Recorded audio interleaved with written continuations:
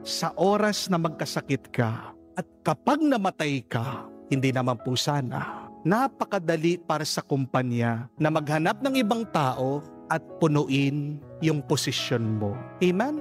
Muli, ang pinapaalala sa atin dito, you are dispensable.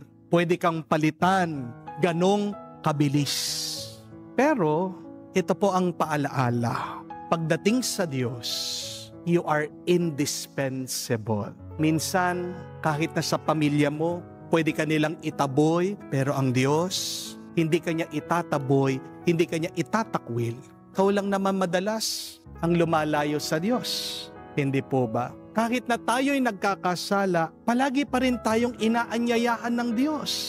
Yan ang pagmamahal at pag-ibig ng Panginoon sa atin. Dahil tayo'y mahalaga para sa Kanya, tayo'y iniingatan niya araw-araw. At yan po ang paalaala sa atin dito sa talimhaga ng ating Panginoon. Ang handaan dito sa kwento ni Jesus ay ang langit.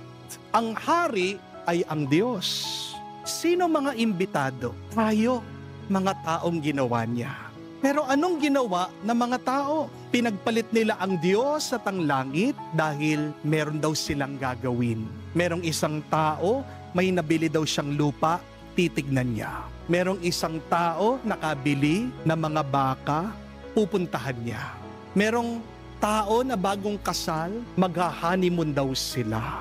Opo, mukhang mahalaga yung mga dahilan nila. Pero nakalimutan nila, merong pang mas mahalaga at nakalimutan nila yung nagpapahalaga talaga sa kanila.